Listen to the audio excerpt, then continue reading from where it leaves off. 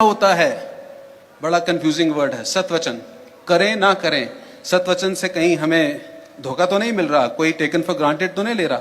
आदरणीय जीपी चड्डा जी हमारे बीच में है, दास चाहेगा आगे आकर के हमें सिर्फ सतवचन पे जरा बताएं कि सतवचन की क्या महत्ता है।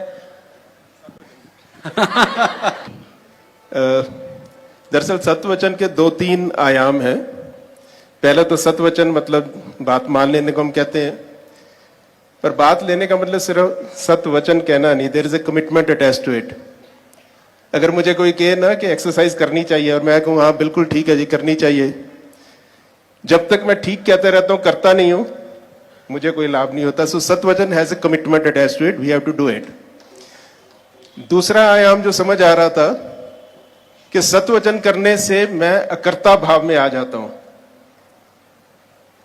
जैसे उदाहरण ले, फौज के अंदर बॉर्डर पे अगर कोई ऐसा समय हो तो कमांडर आदेश दे देता है फायर। अब जिसके हाथ में बंदूक है वो सोचता नहीं, वो फायर कर देता है, और जब वो फायर करता है क्योंकि उससे सतवचन किया तो वो मुक्त हो जाता है, उसके बाद कुछ भी होता है। He is only getting rewarded for accepting the orders of the commander. और एक और जो तीसरा भाव मन में आ रहा था, क्योंकि राकेश जी ने कहा कि कहीं कोई मेरा गलत फायदा तो नहीं उठा रहा, तो चेतनता वाला भाव कि सतवचन करना कहाँ है। पुरानी बात याद आ गई कि जब हम कहते थे कि गाड़ियों के पुर्जे जो असली खरीदने हो तो उसका एक तरीका होता है go to the authorised dealer, कि ऑथराइज्ड डीलर पे असली पुर्जा मिलेगा।